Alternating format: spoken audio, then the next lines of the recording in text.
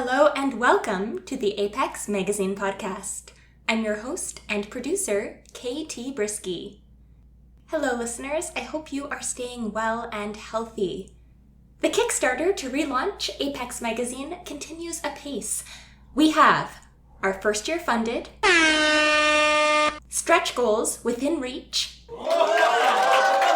and the campaign runs until August 19th, 2020. Today, I'm pleased to share a Q&A session among the Apex editors.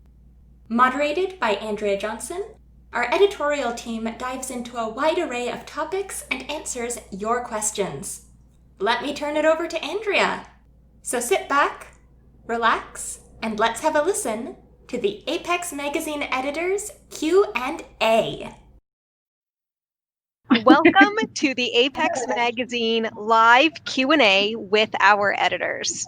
Tonight I'm joined by Jason Sizemore, Lesley Connor, Maurice Broaddus, and Shana DuBois to answer your questions about everything from what happens behind the scenes at Apex to how do I get you to buy my story? Didn't get your questions for the Q&A submitted on time? No problem. There's a chat box to the right. Type in your question, and thanks for your patience. Before we get started, have you seen the Apex Magazine Kickstarter for 2021?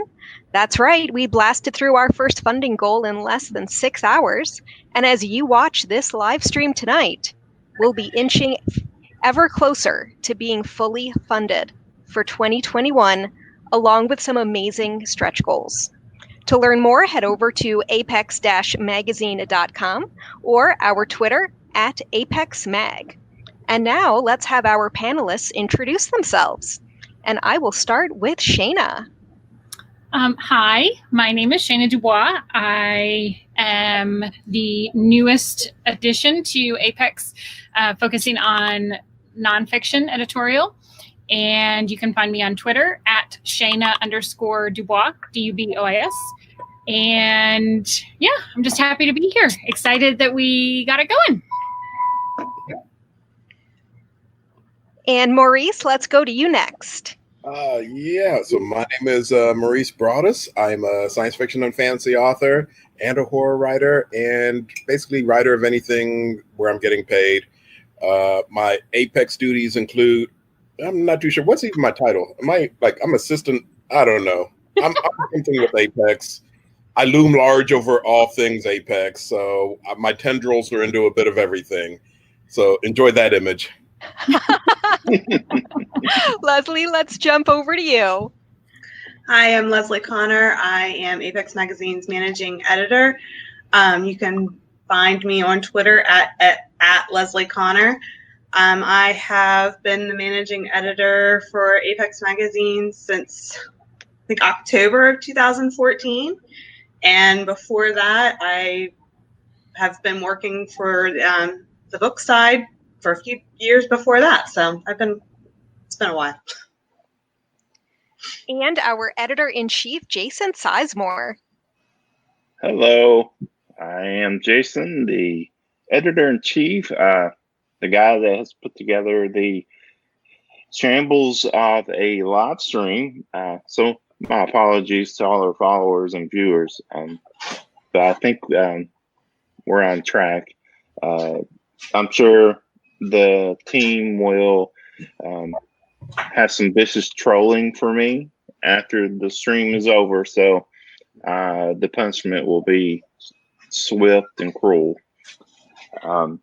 Thank you guys for joining us, and we look forward to answering all your questions about the magazine, why we do what we do, and how you can be a part of it.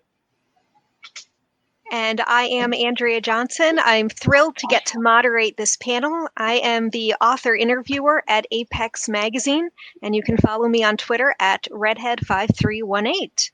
We have some questions that came in over the last couple of days, so I'm going to start with those. If you've got additional questions, you can chat them to us, you can tweet them to us, and we'll get to as many as we can in the next hour.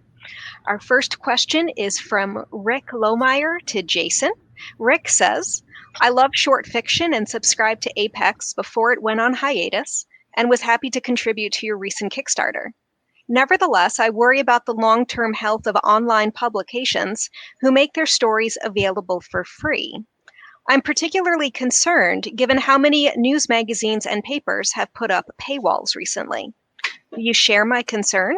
What long-term plans do you have to address this issue? Yeah, that is always an ongoing concern.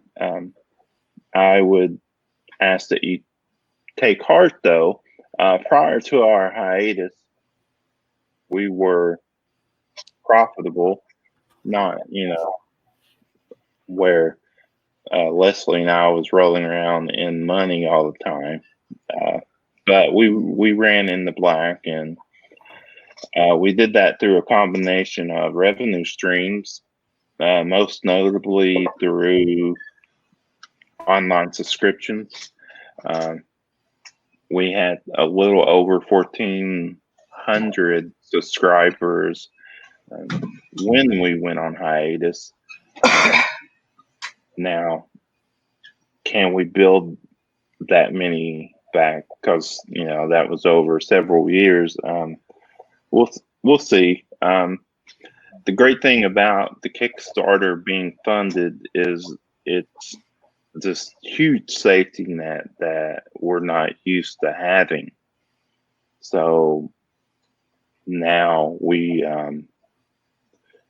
can focus on marketing, selling subscriptions, picking up corporate advertising, a little SEO work on the website to increase traffic.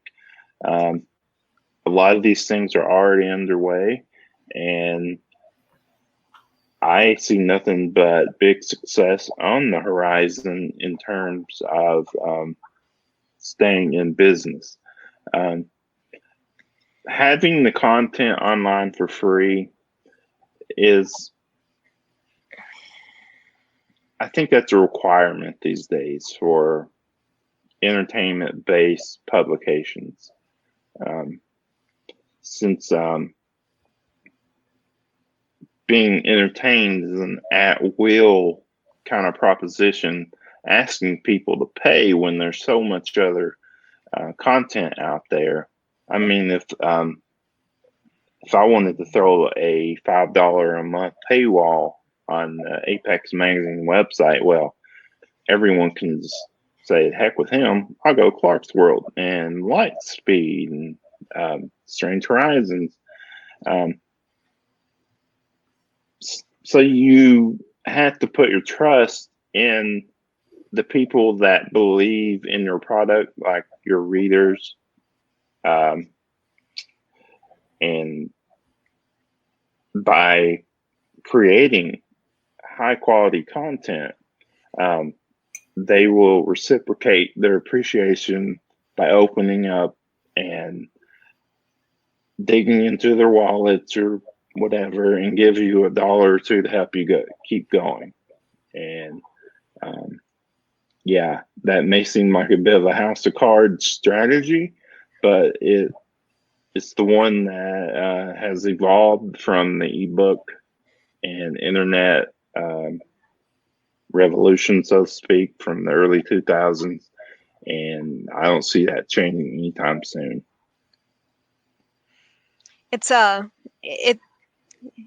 It's tough to find that balance between what do you ask people to open up their wallets for and what do you give them for free first. So it's a tough balance. Yeah, it was a tough decision doing a Kickstarter because we do want to run exclusively on a subscriber system, a recurring subscriber system. But there's just too many costs. So to offset that, we have had a whole bunch of milestone goals where we give away even more free content to all the backers as our way of saying thank you for helping us bring this back to life. Mhm. I'm excited for all of those milestones and all of those stretch goals. Let's see. Our next question we've got is from Katie to Lesley. And Katie says, I noticed on the submission grinder that you guys are responding to tons of submissions, and they do not seem to be in any particular order. What is your submission reading process? The submission reading process starts with our first readers. We are lucky enough that we had several first readers come back from after the hiatus, and we've added a couple of new ones. So right now we have, I believe, 9 first readers, and they are our first stop. After a story comes, they go to our first readers. Our first readers go in and try to read the oldest stories first. Now they might jump a story or two ahead, say they have like only a short amount of time, and so they're looking for a shorter story. But for the most part, they read the oldest stories first. They then will either recommend a story or not recommend the story. And if it's not recommended, all the stories then jump up to me. And if it's not recommended, I send out your standard letter passing on the story and hoping that people will send something else. After that, it goes into my pile. And right now I can tell you on Friday, I already had like 55 stories waiting for me. And I am reading as quickly as I can. So I read those stories, the oldest stories first. And I go through them again, and I'm going from everything that's bumped up to me is a good quality story. Our first readers are looking for good stories that they feel could be published in Apex Magazine. I'm trying to narrow that down a bit, just so that we don't completely overwhelm Jason. Like, he can't read everything that comes through. So I narrow down what's bumped up to me, and I send out another round of rejections, and then what is left gets bumped up to Jason, and then it gets left in his queue. I'm not sure how many are in his queue right now, but a handful are waiting on him. Not all 55 that you had? Not all 55.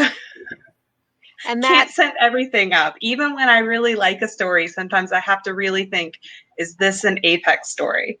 Because there's a lot of great stories out there that we're just not the right home for. That leads perfectly into the next question that I have, which is from Benjamin to you, Lesley. And Benjamin asks, going forward with the relaunch of the magazine, what kinds of stories will make it to the top 1% of the slush pile? You always hear about beginnings, about how important beginnings are. I would remind writers that endings are just as important, because basically any story that has made it up to my pile, it has a solid beginning. It has a really solid beginning. It wouldn't have made it up that far if it didn't. There have been a couple of stories so far that I have read all the way through, and I love it, and I am ready. I'm ready to send it up to Jason and then to text him and be like, oh my God, you got to read this story right now. And then the ending falls flat, or it feels too easy. Like if you've had your character struggling, and then the solution just sort of falls into their lap. To me, that's super disappointing. And I'm like if you just given it this much more. So don't forget the ending of your story. Don't just polish the beginning and then hope that'll carry you all the way through, because you've also got to nail that ending. So that would be my first thing that I'd say. And also, stories that make me feel some sort of emotion are way more likely to get bumped up. Now, I'm not saying it has to be one particular, like, I'm not saying it has to make me cry or it has to make me laugh. I need to feel something, because then I want to fight for it. Like, then I want to be in Jason's ear going, hey, I just sent this story up to you and it is amazing. So just try to have an emotional base in your story. All right.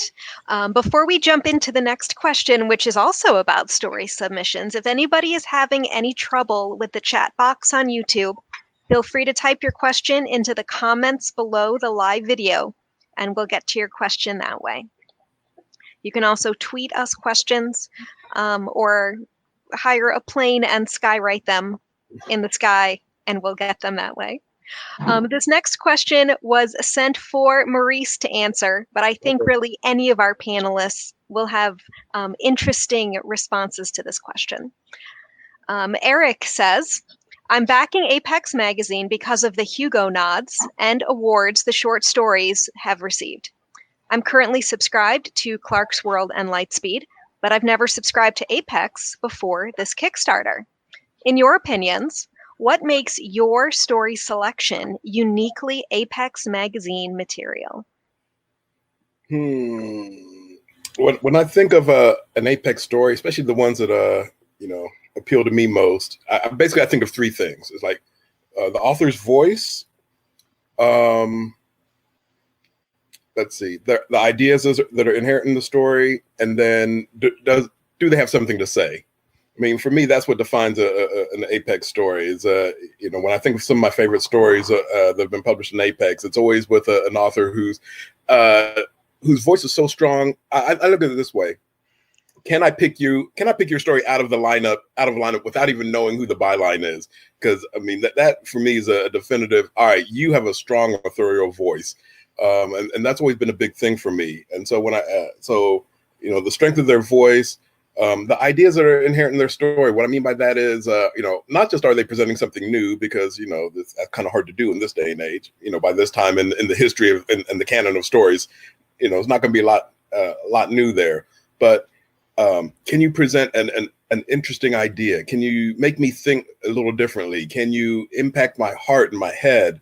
That's what I want to be challenged by your ideas. And then frankly, that should all that ties together to, do you have something to say? Does the story say something? So that's the way it works for me. I like it. Anyone else have any input on what makes Apex stories uniquely Apex stories? I like to hear Shana's. She's the new kid on the block. I'm nonfiction though. So I think for me, just not as a fiction editor, but just as a reader of short fiction, there's always just been something special and inherently different about Apex. And I subscribe to all of them. Honestly, I still hold my subscriptions to, I back Strange Horizons, I do Clark's World and Nightmare and the whole gamut. Uncanny, Beneath Ceaseless Skies. I like to try and throw them all out there name-wise. But there's just Apex for me is there's the history of, the 10-year run, and just there's something familiar and familial almost about some of the stories and the way that they connect for me. And like Maurice said, you can pick them out of a lineup. You can see them and you can read it and you can say, I bet that's an Apex story. And I'm honored to be a part of, such a team that has such a strong kind of foundation within storytelling. And Shana, since you came on board as our nonfiction editor, we have some questions especially for you about publishing nonfiction in the magazine. Sarah asks, as the new nonfiction editor, what sorts of topics are you looking to publish? Will you lean more into social issues or stick to more fact-based content? So I love nonfiction. I love essays.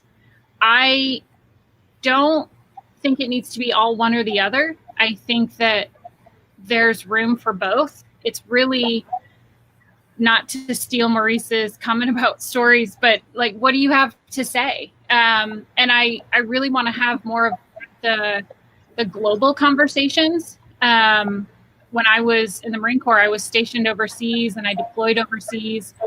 And I really got to see a lot of other cultures firsthand. And I read a lot of works in translation, fiction-wise, but I really want to hear voices and hear about what people have to say.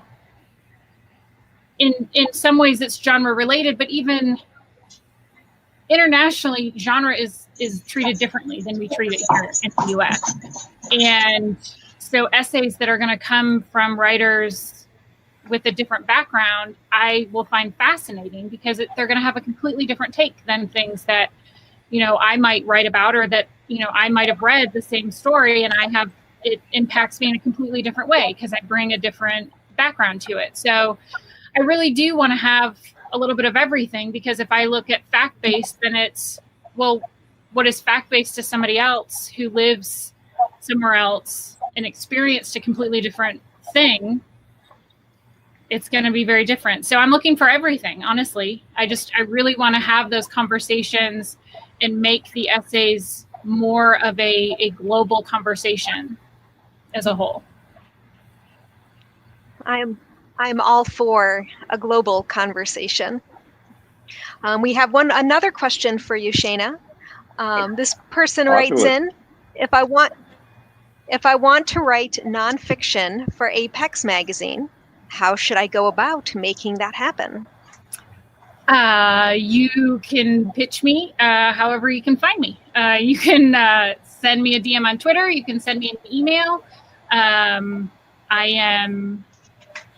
will share my email online because it's a mouthful, ShanaLeeDuBois@gmail.com. And so that might be ShanaLeeDuBois@gmail.com. But yeah, just if you have an idea, let me know. I want to hear about it.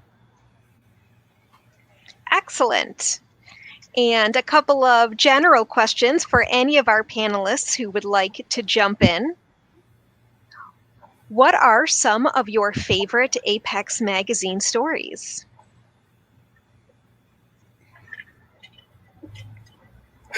That's right. You have to pick one. or a handful. You can pick a handful. It's okay. Let's see. So many stories written by Maurice Broaddus. You can't pick your own. All right, fine. All right, I got three. I got three.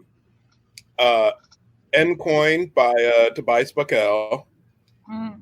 Say She Toy from Cheshire Burke. And okay, it was all right, help me out. Sinner, Baker, Fabulous, Priest, Red Mask, Black Mask, Gentleman, Beast by U.G. Foster.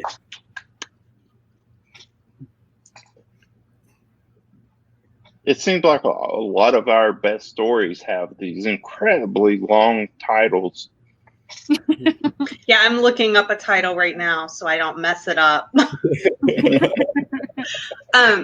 I was going to say She Gave Her Heart and He Took Her Marrow by Sam Fleming. I still think about that story. I mean, we published it, it was issue 79, so that's been a while ago. And I still think about that story on a pretty regular basis. It's an amazing story. I just really enjoy it. And then Jason and I were recently on a podcast, Staring into the Abyss, and we talked about a couple of stories that we've published by Russell Nichols, Blood on Beacon Hill and Curse of a Savior. Curse like a Savior. Curse like a Savior. See, I knew I was going to mess one up. And those are two stories that I think about a lot that are really great. And I think that more people should read them right now. After the stream. I was going to say, stop watching now. Go read. My favorites are the one, I know the moderator shouldn't jump in, but my favorites are the ones that make me cry. Because I get to those. I get to read them before they go to publication so I can send the author interview questions.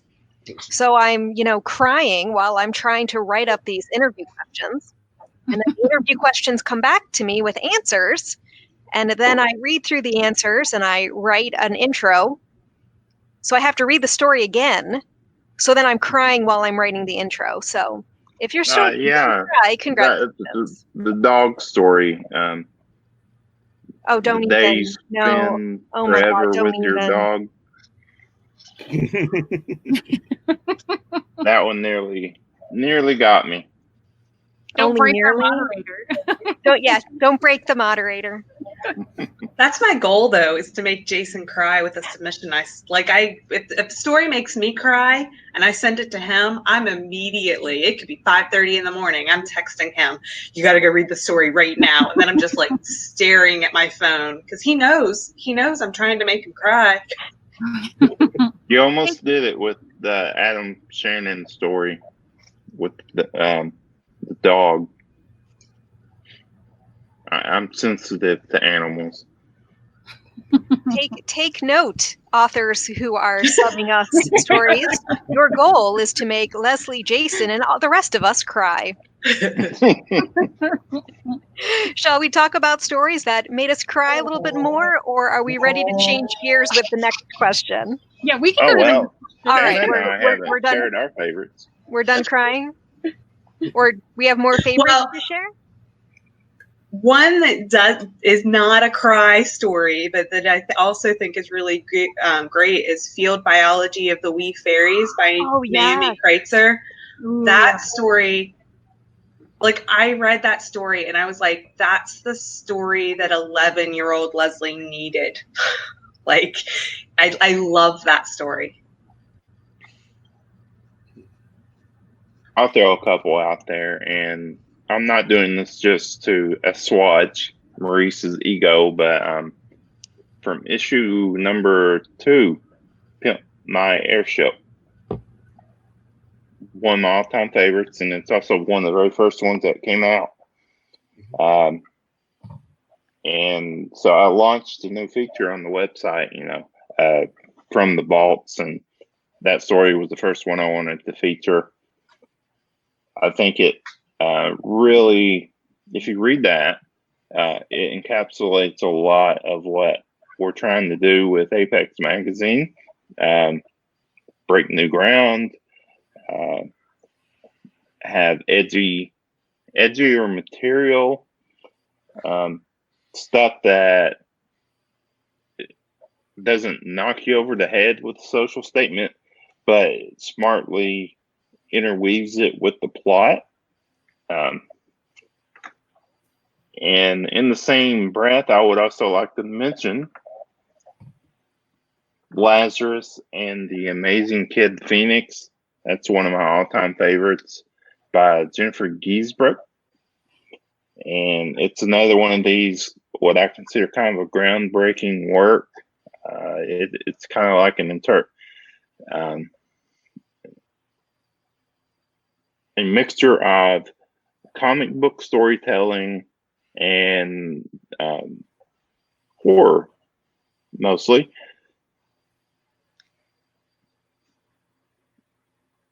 Sorry, I had a pop up on the screen, threw me off.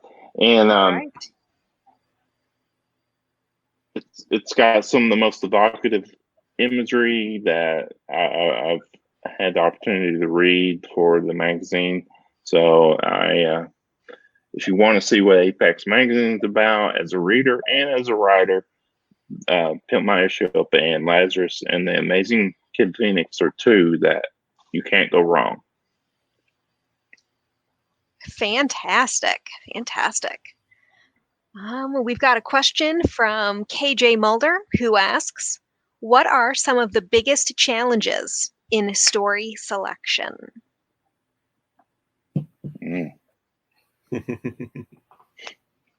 Getting 1,200 submissions in 3 weeks after you open. Yeah.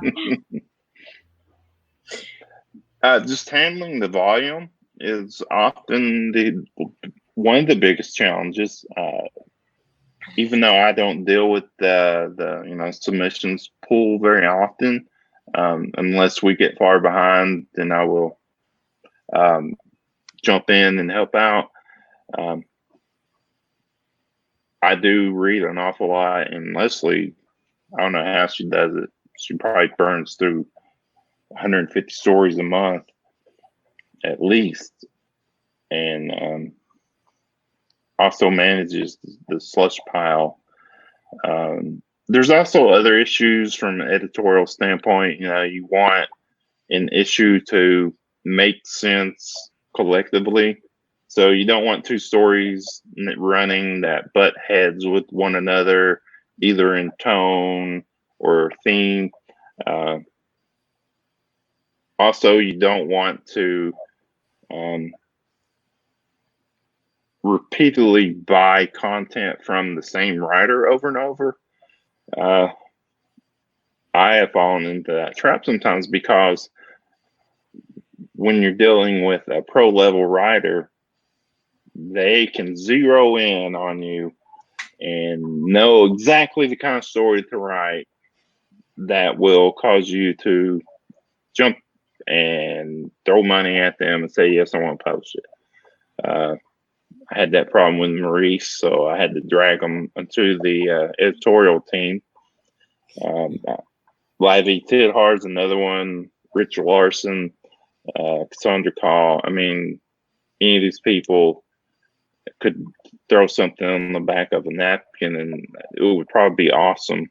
And so you got to also be mindful to mix up the voices that you're publishing, or else your content will start feeling stale, even if it is interesting and well written.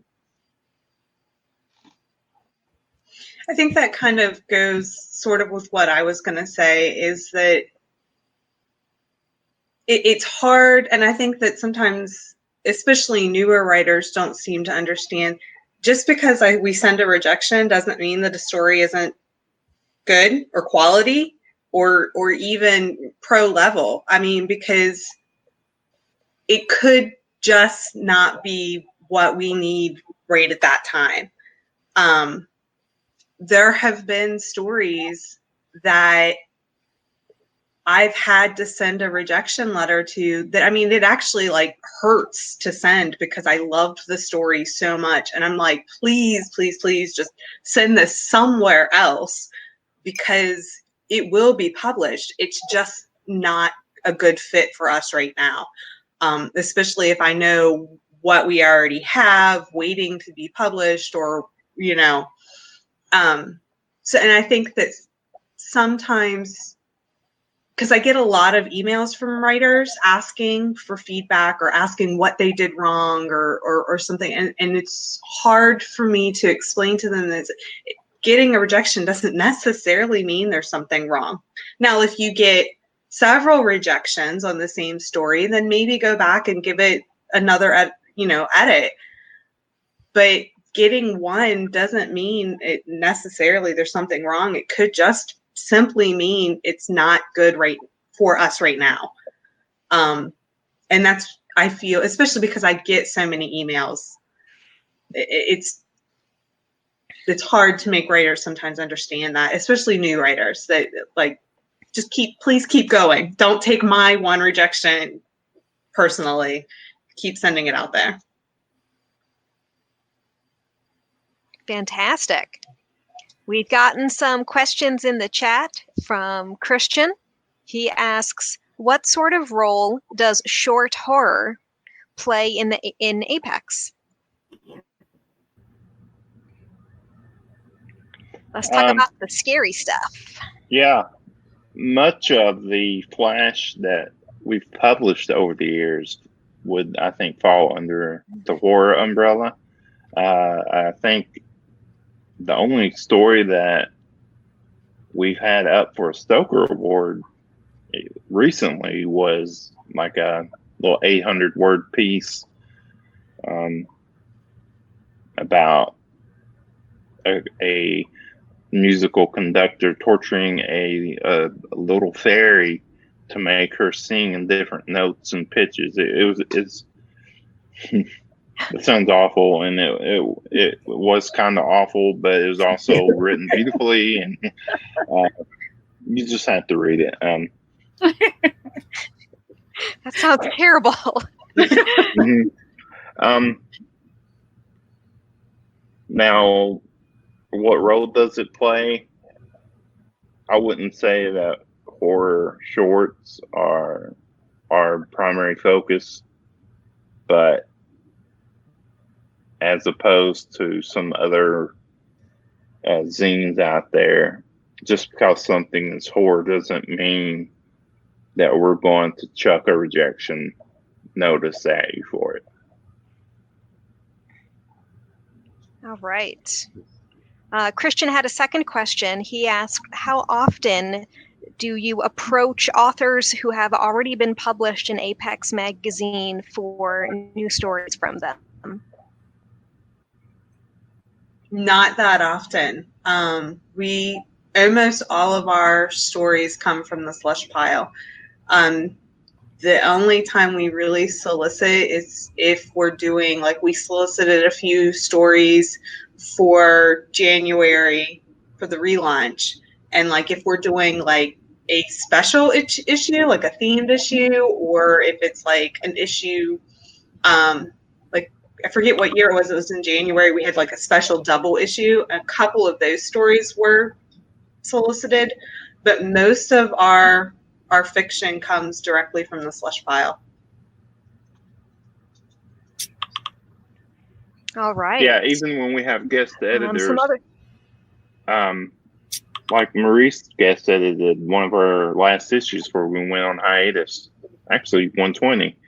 And correct me if I'm wrong, but I think it was a mixture of slush and solicited works. Yeah. And when Cherie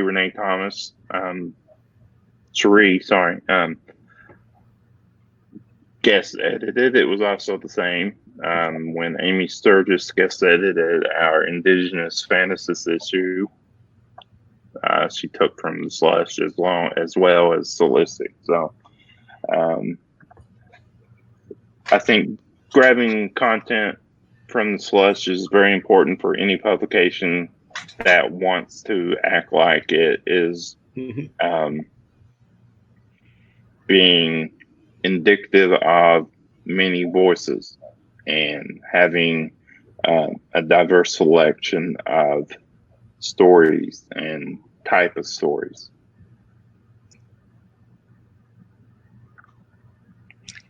All right. Then another question in our hopper. This one's for Maurice. You guest edited Apex Magazine issue 120, which focused on Afrofuturism. Can you tell us a little bit more about how you put that issue together and what your editorial voice was? So that one was a theme issue, and I had a particular vision in my head of what I was trying to do with the issue. So then it was a matter of finding the stories that matched the ideas that were going on in my head. So good luck, writers, as you're trying to get in tune with my head. But a lot of the time, a lot of it boiled down to the things that I look for in general in stories. You know, is there a measure of social critique? Is there are there new ideas being presented? Is it really personal? 'Cause I love stories that I can tell cut close to the bone for the author. You know, that those sort of things ring true for me, and it really appeals to me. I mentioned the story Ncoin, for example. That was from that issue, and I love that story so much, Tobias Buckell's story, and a lot of that boiled down to this clever conceit that he executed brilliantly. So, and as well as a measure of social critique. So, I mean, those are things I typically look for in any given issue. But especially with that Afrofuturism issue, I guess in general, though, I should not underestimate my love of talking animal stories. So I'll just throw that out there. Now enjoy that, slush pile. Thanks, Maurice. Yeah, just forward all talking animal stories to Maurice. All hundreds of them. Well, our slush team will read them all. There we go. Because they're troopers. Yeah. Yes, they are. Our next question is for Shana. As a newer member of our editorial team, what are you expecting from this experience? Every new editorial voice allows the magazine to grow in a different direction. What direction do you want to go in? Expectations, just really to have fun and find new voices and find, the not the stories, but the words and the voices that are maybe less often making it into publications. I really want to find people, like some that have never had a published essay before, or things like that. I just having that opportunity to have and participate in a conversation is crucial. And that's how I look at a lot of essays are, how are they commenting on something that they went through or that their community is going through or that society's going through. We're a global society now, and to focus or to hone in on just one area it does a disservice to the conversations and the community that we have as a whole. And from a literature perspective and a genre perspective, it really is international. And I hope to hone in on that. Excellent. I've got a question for Lesley. You've been with the magazine a long time. How has your role evolved over the years? I started out on the book side of things, working with like social media and marketing, like finding reviewers for our upcoming titles. And it was just a few hours a week. And then I just sort of kept, like, Jason would be like, hey, I need somebody who can do this. And I'll be like, I can do that. Like, and so it just sort of slowly evolved and slowly crept up until now. Not saying that I can do everything, but most things I'm not shy to be like, yeah, sure, I can handle that. Or if, anything that Jason needs done, I'm at least willing to give it a shot. I might mess it up, but I'll try. So yeah, it evolved slowly. It wasn't all like overnight I was the managing editor, but slowly here and there, learning new skills, trying on new hats. Well, you ran things basically entirely for 2 or 3 months while I was having my surgeries back. Yeah, let's not do that again. Yeah, well, I don't want to do that again. Yeah, let's not. Yeah, we're not doing that again. No. Question for Jason. Last year, Apex Magazine celebrated its 10th anniversary. How is the magazine different now than it was 10 years ago? And how have you as an editor and a publisher grown in the last 10 years? Oh my gosh. I look back at my stuff from 10 years ago and I just shake my head. I'm like, what an immature know-it-all. It's definitely been an incredible learning experience, a fun ride. Something that when I started it, I always tell people it was an early midlife crisis, and that I was seeking a form of creative expression. And it has been that and so much more for me. It's odd. Forever and ever, I always thought, I'll never find my passion for what I like to do. I was a software developer for 20 years, even though my technical skills as evidenced by tonight's live stream, can be lacking. My heart wasn't in that, and I always was looking for something more, and it really just clicked, especially after about the second issue of doing the print digest around 2006. I was like, man, I really love doing this. Got a lot to learn, but so I like to think, that I've grown, and professionally, I've become a lot stronger in terms of, acquisitions and copy editing, all, the whole spectrum. All right, we're just past 9 o'clock, but do we have time for a couple more, 1 or 2 more questions, or should we wrap up? Well, it took us 15 minutes to get going. Right. So let's go a little longer. If anyone needs to go, though, go ahead, so that way we can talk about you. That's why I'm sticking around. All right, I do have a couple more questions in the hopper. Let's see. A big difference going forward is that 2021 will feature only 6 issues instead of the traditional 12. Why did you make the change to only 6 issues per year? Because the only thing that I really did not enjoy when doing the zine prior to the hiatus was the monthly grind. And it felt like with a month, the turnaround time just was too short in order to focus on the end product. So oftentimes there were aspects of issues that I was not happy about, be it some weird formatting in ebooks or noticing some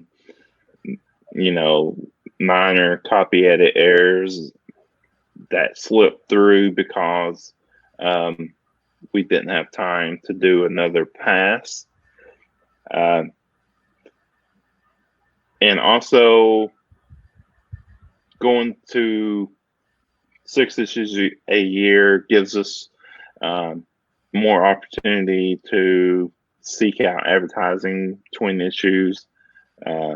It also gives us a chance to, in case there's something that goes wrong with an issue, we have more time to maneuver. And also, not having to do 12 a year, I think, will help us keep Lesley a lot more sane. And without Lesley, I couldn't do this. So I had to keep her happy and smiling. All right. We've got a question that just came in a few minutes ago from Will. Will asks, do you think of branding for Apex? Do you look at Apex and stylistically try to curate certain groups of stories? Oh, yeah. This is something Lesley and I talk about quite often. Maurice and I also have conversations about this. We definitely want you to be able to read a story and say, okay, that's the kind of thing that we would only see in Apex or some other publication that might take chances.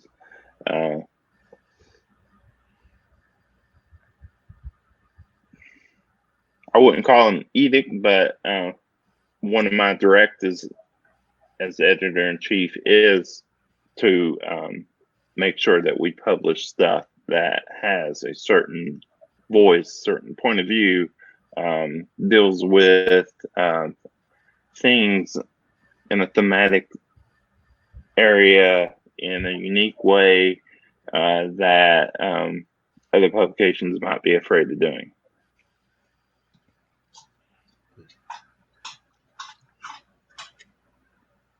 I think that if you go back and read back issues of the magazine, it really becomes clear what I mean, because it's hard to put into words like what it is that makes an Apex story. But when you read it, you know it. And I think that if you go back, and especially for writers who are trying to get into the magazine, go back and read a few issues, and you'll start to notice, you'll be like, there is this certain something that all of these stories, even though the stories may be different, seem to have that hold them together, that make them what drew them, drew us to them. And I think that comes with, especially, I'm glad, like I said, several of our slush readers came back, and I'm glad because those are readers who have been reading the magazine for a long time. They were reading for the magazine and reading the issues that we published. So they already have that sense of what it is that's going to get through and really is going to make it to the top of the pile. I think this next question that just came in is one of my favorite kinds of questions for this type of panel. So I love that Lana asked, any advice for someone wanting to start a science fiction and fantasy magazine? That is truly my favorite question. Do you see the glassy stares that Jason and I both have? We're like, Oh boy. Any advice? I would say it has to be your passion. I mean, I know I'm not the one that started Apex by any means, but I would say for any project such as this, or any kind of magazine, especially short fiction, you have to really be passionate about it, because it's hard work, and it's going to cost you money, and it's going to be a lot of long hours and sweat and tears. But if it's something that you truly are passionate about, and where you feel that there's a gap to be filled, then go for it. And, naysayers be damned, have fun with it, and start small and let it grow on its own. And don't try and build it too big, too fast. Let it grow kind of naturally, but start small. Start with something quarterly, or start even with just something annually, and do something, a really nice, dedicated, once a year annual magazine, or, and just start that way. But if you really want to do it, I say go for it and have fun doing it. I like the way you think, Shana. I could speak for hours on this subject. Couple that come to mind, I think all nation genre, zine, publisher, editor types should follow are: one, you need to have a thick skin, because you just by the nature of genre and the people who read it, you are going to upset folks sometimes, and you have to be willing to admit when you're wrong. You also have to know when to stand by your guns. You need to be able to communicate with the people who are backing you. By that, I mean, if something goes wrong, like, so I had to sell my house because I'm going bankrupt. What am I going to do? I owe all these authors this much money. Going into hiding and not talking is the fastest way to get you in the doghouse. Like I was saying, by nature, you're going to upset people, but also the great thing about genre is it's a community, and people are very understanding, and they know that shit happens, and they'll give you a chance if you can build a trust with them, if you earn their trust. So also treat your writers right. always offer to pay them at whatever you can. Don't and be upfront as to why. You may only be offering $50 a story for like a 7,000 word piece. And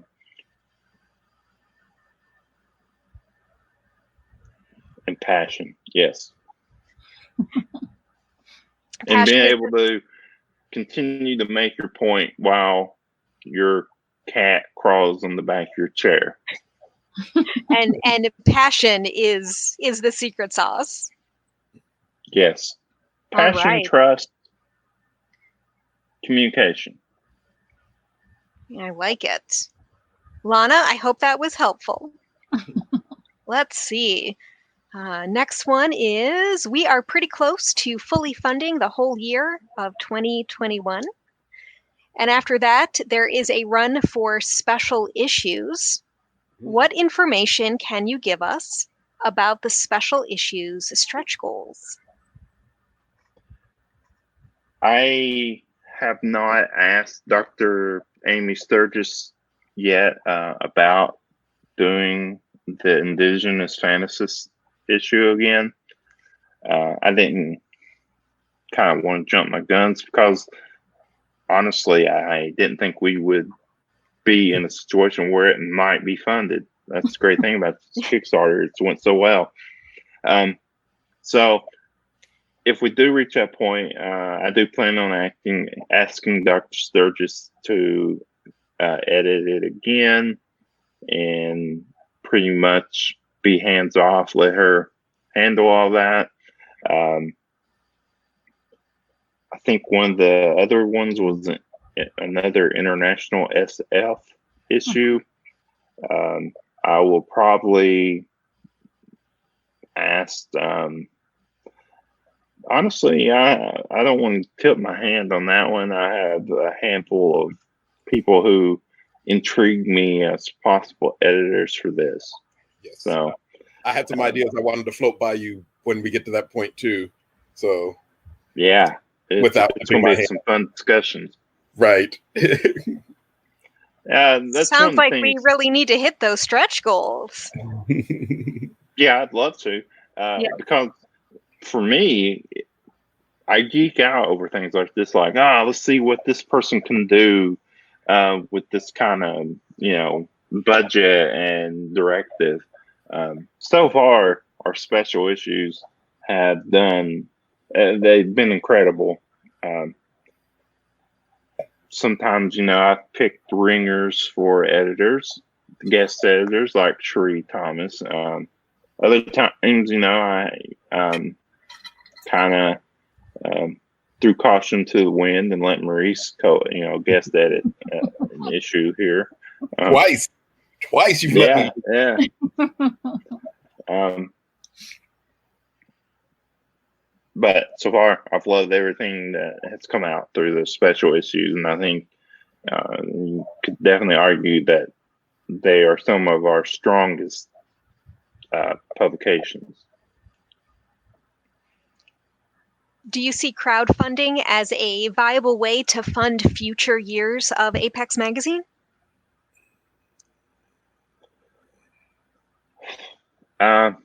Right now, my plan is this the only Kickstarter that I will run for the magazine?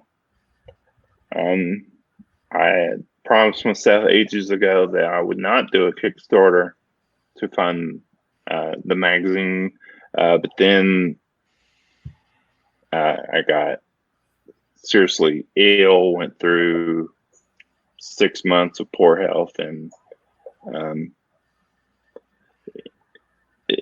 when I came out from the other side of that, I realized, okay, every now and then it's not bad to ask for help.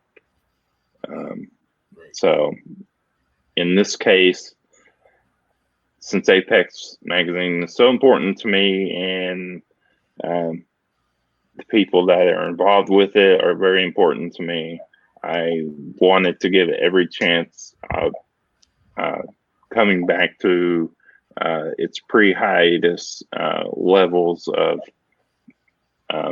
quality and production So I decided to do a Kickstarter. But I fully hope that we're able to live on the subscriber model going forward after this Kickstarter.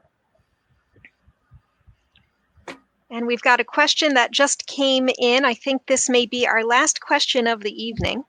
It's from Renan, who asks, how do you view writers from outside English-speaking countries who are writing in English or translating works submitting to Apex?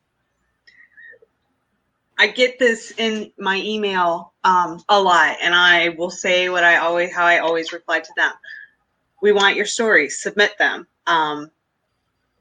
We encourage authors from outside of English-speaking countries to submit. Like, we want more than what is just right here in the U.S. We want stories from outside of the U.S. So yeah, please send them. Don't let that hold you back. Like I said, I get that question quite a bit in my email, and I just want to blast it on Twitter. Please send them. So yeah, go ahead. Excellent. Yeah, I'd like to add that if your story was published, let's say you're a Portuguese writer and it was published first and only in Portuguese, then First the English World rights are still available and you can still sell it to us. Yeah, I get this question probably 3 or 4 times a week. Second, I think a lot of non-native English-speaking writers in other countries are very nervous about their translations, at least in my discussions with them via email. And, well, I hate the saying, but it is what it is. So get it translated as well as you can, and it is dependent upon the editors, like our slush team, Lesley, myself, to be able to see what the author is going for and whether it's something that we can polish up a little bit with help with the translator and the author. This is something we've actually done several times to very good success. So don't be too worried about the level of your translation. Sure, it needs to be, pretty good, but, we're flexible because we really do like publishing works from non-English speaking countries. All right, I'll close out our Q&A with a question for the entire panel. I would love it if each of you could tell me your favorite thing about being involved with the Apex Magazine editorial team. Yes, let's hear it.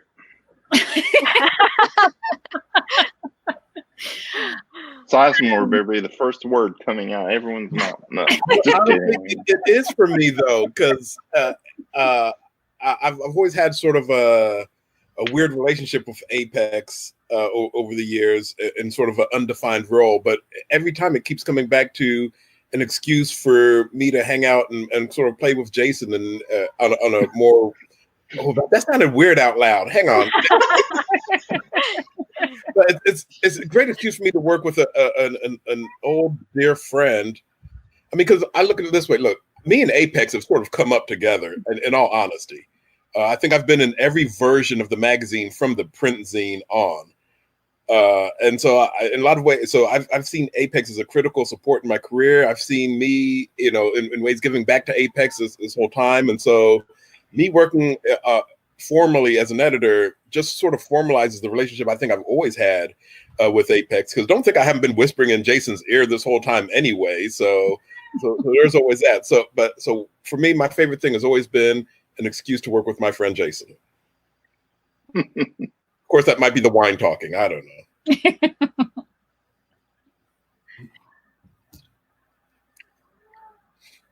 I think one of my favorite parts is searching for cover art and working with artists from all over the globe. Because, there was one day I remember, and I just got so tickled because it hit me that I'm emailing back and forth with several different artists at that time because I was trying to get several months issues worth of arts scheduled. And nobody was like anywhere near me in the same country, in the same time zone. And it was just really cool to be able to know that art and stories can bring everyone together. And I think that's one of my favorite parts. That and sending Jason text at 5:30 in the morning. Knowing I won't see them for like 4 hours. Yeah, I know. But that just means I can keep sending him. Did you read it yet? Did you read that story yet? How about you, Shana?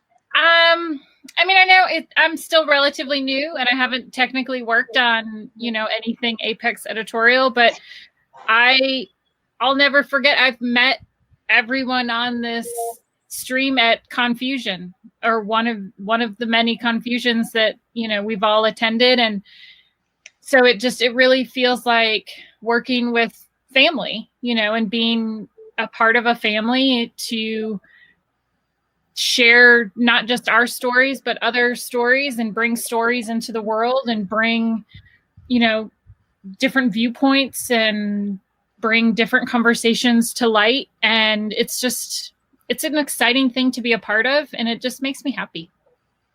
That's my cheesy answer for you, but that's me in a nutshell. I thought that was a great answer. Yeah. How about you, Jason? I love interacting with our fan base and our readers. To me, one of the most fun aspects is running our Twitter feed, Apex Mag, because then I get to see all the nice tweets that were mentioned in, and I get to conversate with others who have read the stories. It's a wonderful thing. And also, I love that with the editorial team, from our intern, Haley, all the way up to, my number 2, Lesley there. We're all very much like a family. We're all really close friends. It's just fun. And the fact that we are producing and publishing fantastic fiction from awesome people and awesome writers just compounds how great it is. All right, I'll do one more round around our panel. If anybody has any closing thoughts, or you want to mention your social media, or anything else you'd like our viewers to know.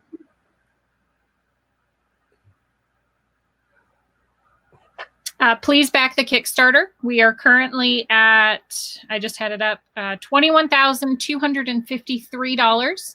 If we hit 30,000, then that locks in not only just the whole year of Apex, but then we get the special additional issues. And I really, really, really want the special extra issues.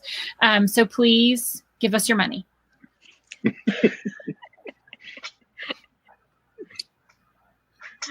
Let's see. Oh, speaking of give us your money, my book Usual Suspects comes out as a paperback this week, so there's that. There, see, and give Maurice some of your money. So give Maurice your money. Right, there we go. Or you could buy his novel, Pimp My Airship. Oh yeah, but that also gives Maurice his money just through Apex. Right, let me be a responsible Apex author. Yeah. Lesley, how about you? Apparently, I'm supposed to tell you to give Jason and Maurice your money. So I guess we'll close with that. Perfect. All right. Are you going to add a back our Kickstarter, Jason? Yes. Go to apex-magazine.com notice how beautiful the new website looks. Go to the blog. There's a post there. Actually, it's splattered all over the website. Links to the Kickstarter. We don't want to make Shana unhappy and not do these special issues. So let's hit that 30K. Follow us on Twitter, Apex Mag, and by Usual Suspects, not the movie. Maurice's young adult, middle grade novel. Yep. That's in paperback. There we go. And before we sign off, a huge thank you to the Apex intern, Haley, who's been working our back channels tonight and helping me out a ton. And Thank you, Haley. Thank you, Haley. And thank you so much to all of our viewers. Thank you so much to everybody who tweeted us and emailed us and chatted us questions. This was a wonderful evening, and I hope we get to do it again soon. Thanks, everybody. Right, thanks. Thank you. Bye. Bye. Bye.